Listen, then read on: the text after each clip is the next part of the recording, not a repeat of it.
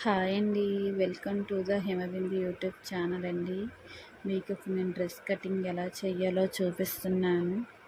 అందరూ కూడా dress cutting ఎలా ఉందో కామెంట్ చేయండి.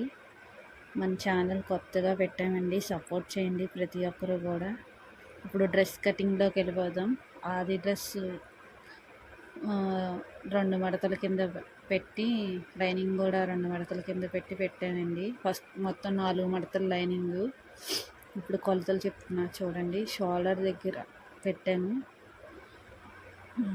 తర్వాత చంక భాగం దగ్గర పెట్టానండి మార్క్, తర్వాత నడుము దగ్గర పెట్టాను, తర్వాత కట్స్ ఓపెన్ దగ్గర కూడా పెట్టాను.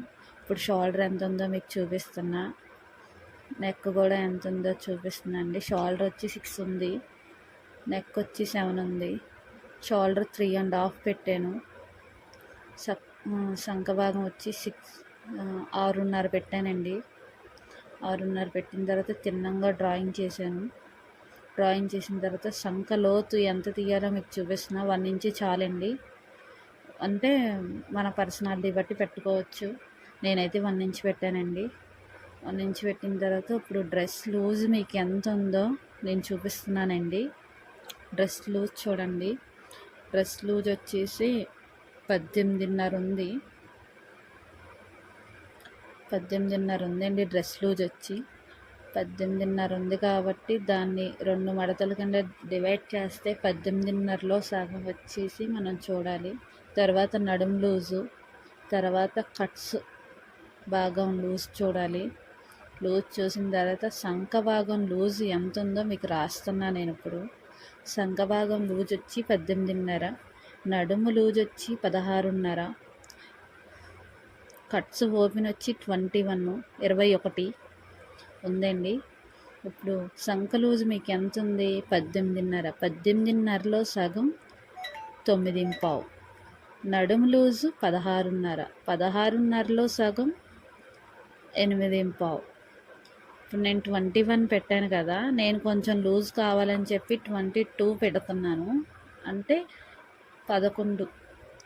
ఇప్పుడు అక్కడి నుంచి అలా మనం ఒక గీత అనేది గీసుకుంటే మనం నడుము షేప్ అనేది మీకు తెలుస్తుందా?